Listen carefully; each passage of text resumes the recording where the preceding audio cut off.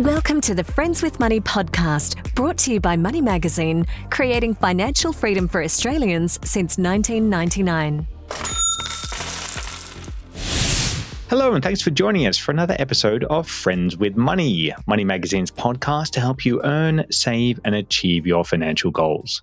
My name is Tom Watson, a senior journalist here at Money Magazine, and as always, it is a pleasure to be with you. We are well and truly into the final quarter of 2024 at this point, which means that the holiday season is nearly upon us. And I don't know about you listeners, but I have certainly reached the point where I'm looking at my calendar and counting down the weeks until the summer holidays. Now, it's pretty common for Australians to have Christmas, New Year's Eve, New Year's Day, all marked in their calendars, but others may have circled November 29, December 2, and December 26 as well. Why, you ask? Well, those dates happen to mark three of the biggest sales dates in the calendar: Black Friday, Cyber Monday, and Boxing Day, respectively. So whether you are looking to get some Christmas shopping done early or just trying to grab a bargain, the big question is, do these sales actually provide value for shoppers? And for anyone who is thinking about taking advantage of these sales events this year, and I'll probably be one of them, how can we best prepare in order to maximize our savings? Well, today we are going to get into those questions and more. And to do all that, I am very pleased to say that joining us to do all of that is Sarah Megginson, personal finance expert at comparison website Finder. Sarah, welcome to Friends with Money. It's great to finally have you on the show. Thank you so much for having me. This is a topic I love talking about. My favorite thing is sales and saving money at the same time. So it's a massive win to me.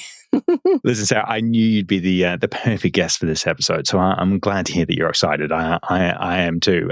To start off, though, Sarah, I think it would be really good to add some context to these sales events. And I know that Finder has recently produced some research on this very topic. So what did you uncover in terms of the number and the type of Australians who were interested in the sales? Yeah, it's really fascinating. We have been tracking the different consumer reaction and consumer sentiment towards sales for the last few years.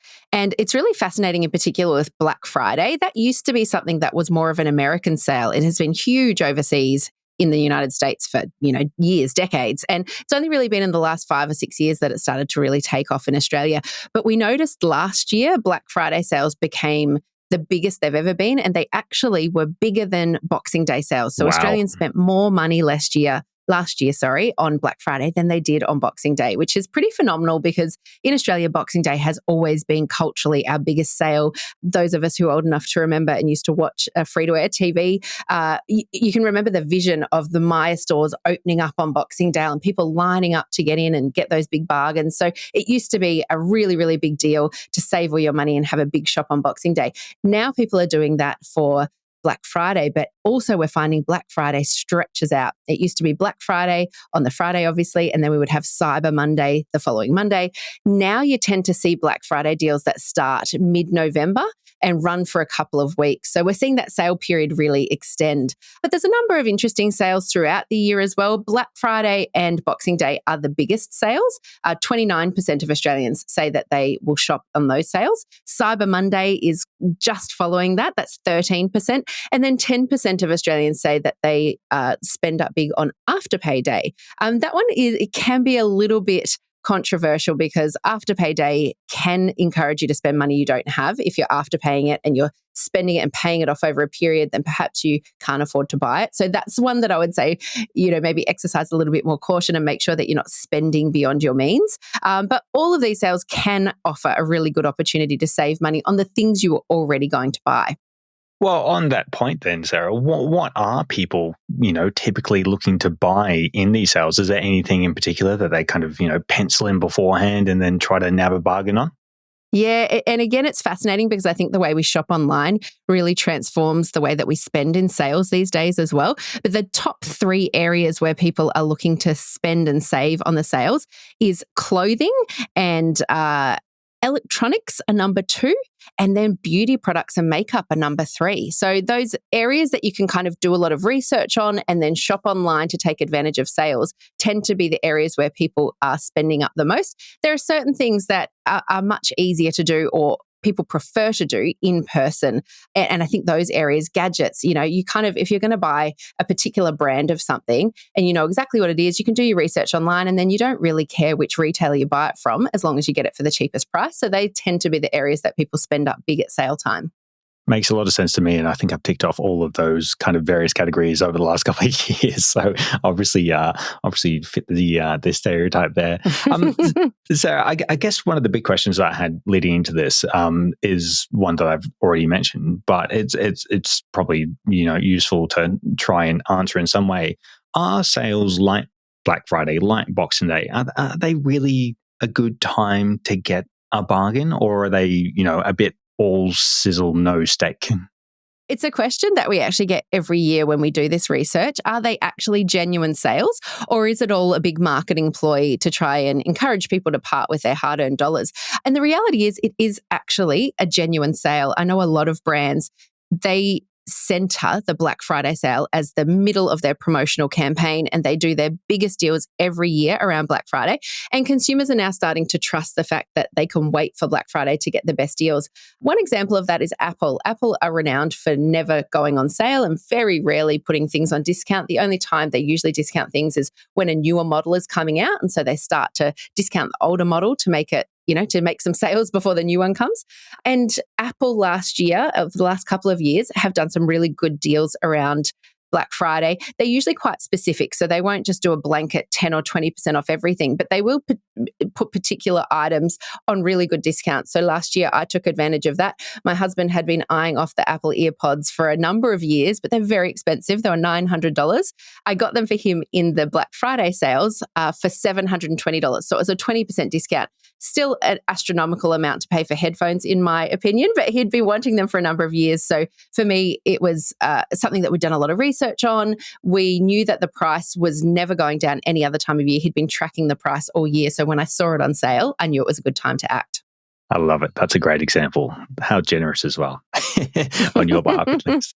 So, Sarah, for Australians who are planning to shop on Black Friday or Boxing Day or Cyber Monday or whichever sale they choose to participate in, is there anything that they can do beforehand to prepare to ensure that they actually do get a bargain? Yes, I think this is such a great question. And one thing to keep in mind with sales is that they are a giant exercise in dopamine. We get huge dopamine hits when we buy things on sale, and it can encourage us to spend more because it feels really exciting. You feel like you've done something well when you get it on sale. You feel like you've achieved something, and that can encourage you to want to do more of it. So instead of just buying one thing on sale, you can be incentivized to add more to your basket and end up overspending. So my biggest first tip is to be like Santa and have a list and check it twice. Don't be tempted to overspend on things that you actually don't need just because they're on sale. This is not the last time they'll go on sale. It's not your last opportunity to buy them. So try to only buy the things that you actually really need. For me, Black Friday is a brilliant time to do my Christmas shopping. I probably do 80% of my Christmas shopping during Black Friday because the sales are so fantastic. And I usually go in with a very clear list. I know the things that I'm shopping for. I know the people I'm buying for. And then I make sure I stick to that list when I'm shopping. There are certain brands that I already know I will look to. I will wait for their Black Friday sales to stock up on certain items that I use throughout the year. I know that's going to be a really good time to stock up. But making sure you have that list and you don't overspend is a really good place to start. A lot of people don't really have budgets for sales or for Christmas. It's just a time of spending. So having a look at what you can actually afford to spend is a really good idea as well, just to make sure that you're not going to end up buying lots of things on sale. It gives you that dopamine hit in the moment, and then afterwards you're stuck with a credit card bill or a buy now, pay later bill that really gives you a bit of a headache and you have regrets. The other thing I would say is make a list now of the things that you are interested in so that you can get an understanding of their price today, and then you can see if they are genuinely on sale or if it's a really good sale or not.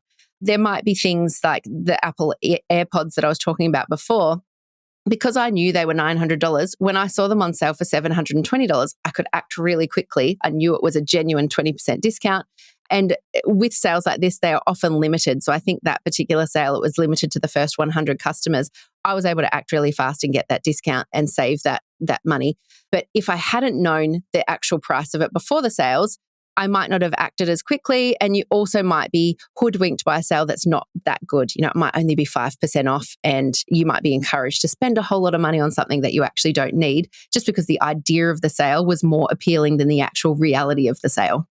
I think that's an excellent point. I've definitely been caught out by that before. I think we companies potentially, raising prices a little bit beforehand and then cutting them to make it seem, bigger than what their typical price is.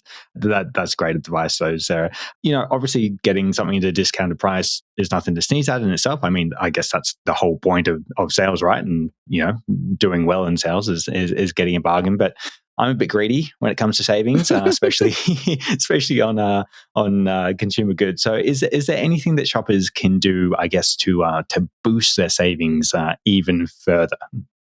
Again, I love this question, and I totally agree. I think any money that we save, like, why donate that money to big business when we can have that money in our pocket? It's much better there. So I think it's a great strategy. There are a number of different things you can do. One thing that I do every time I shop at Woolworths or Big W for a bigger ticket item is I will jump onto their app and buy a gift card for 3% off straight away. It's like a 3% discount on anything you buy there. An example of this was last year I bought my kids a Nintendo Switch for Christmas, which was I think it was about $450. I did get it in the Black Friday sales. So it was normally, I think the package that I was looking at was normally over $600. I got it for just over $400. I then used the Woolworths Everyday Rewards program where I get 10% off a month. I'm a member of that paid program. It's $7 a month to join it, but you get 10% off a month at Woolworths and Big W. So I used that to get 10% off. So it came down to, I think it started at $420. It came down to $380. I then bought a gift voucher online and I got a 3% discount on that, which took about another $12 off, which doesn't seem like much, but they all add up. And I ended up getting what should have been a retail price of around $650. I ended up getting that for just under $370. So almost half price. All of those little things, those little extra steps that you take, they really don't take that long in this day and age. It takes an extra couple of minutes to buy a gift voucher online or to add a discount code, and you can save a huge amount of money.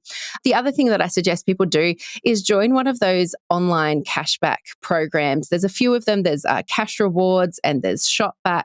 And there's even a program through Raise, which is an online investing platform.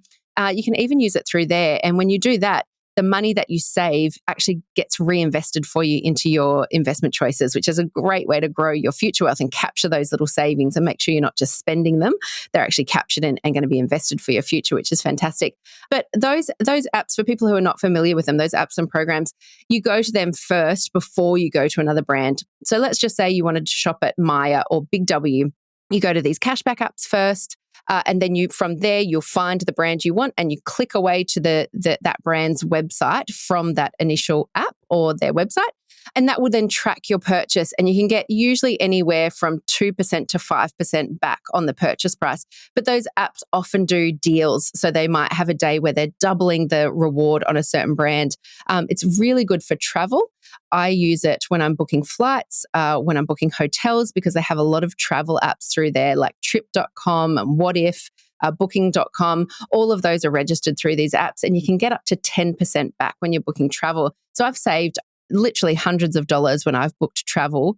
We know that during Black Friday sales in particular, there'll be a lot of travel deals as well. So that can be a really good way to supercharge that discount and get even better value. I love it. Compounding savings on top of savings is fantastic, especially when it's just, a little bit of extra effort, right? Yes, exactly. Sarah, we know that Australians will probably spend tens of billions of dollars across these sales events over the next month or two, but not every purchase is going to work out. Sometimes things happen. So, what kind of rights do shoppers in these sales have in terms of returning items or making use of warranties on the products that they've bought? What should people really know here?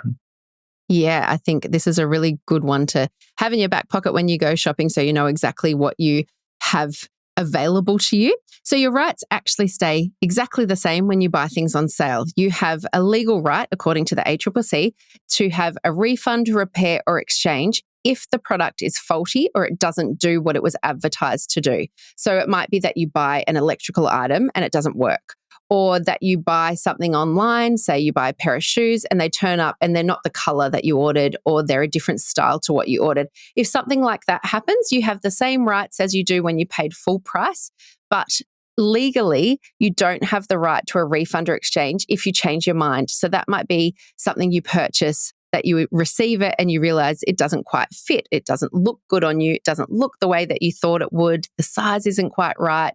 Or sometimes if you buy accidentally, you double up and you buy two of one thing, you can't refund or exchange that simply because you've changed your mind. So that those rules actually apply whether the item is on sale or not. So it's just a good thing to know if you're shopping online, or even if you're shopping in real life, that your rights extend to faults and misrepresentations, but you don't actually ever have a right to exchange or refund something if you simply wanted to change your mind. A lot of retailers have really good policies around this, though. The really big retailers like Myer and Big W and Kmart, they generally have pretty generous policies where you can make an exchange or a refund within 30 to 60 days, even if you just change your mind.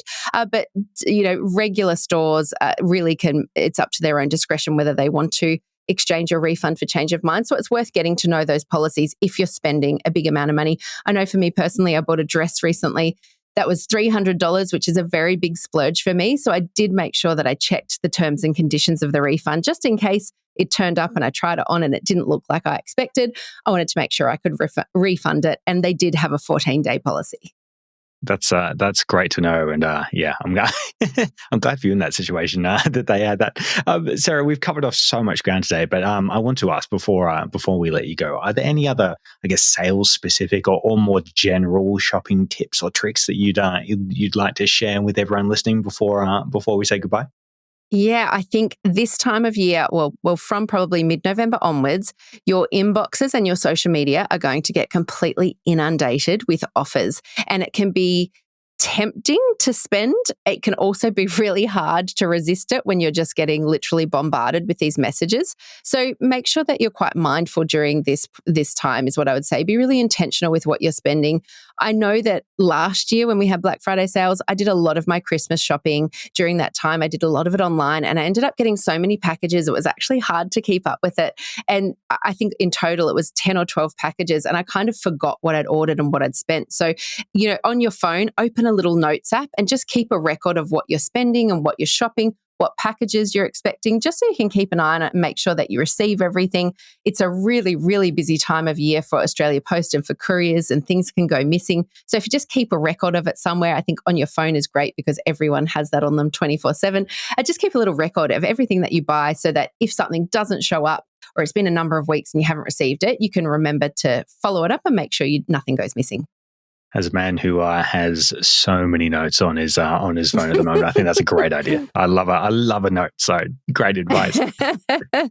Fantastic. Sarah, I've got to say, I feel a lot more prepared than I did 30 minutes ago for the sales season ahead. So thank you so much for joining us, for sharing such excellent tips. It's been a pleasure having you on Friends with Money. Oh, I hope you spend up a storm very wisely during this sale period. Hopefully not too much of a storm. That's it for this episode of the Friends with Money podcast. But don't forget to jump on our website, moneymag.com.au, for your daily dose of financial news, or you can go grab yourself a copy of the latest edition of Money Magazine in all good newsagents. As always, Friends with Money will be right back in your podcast feed next week. So until then, my name is Tom Watson. Goodbye for now. Thanks for listening to the Friends with Money podcast. For credible, independent and easy to understand financial commentary, visit moneymag.com.au. Please remember that the views and opinions expressed in this podcast are general in nature, and further independent advice and research based on your personal circumstances should be sought before making an investment decision.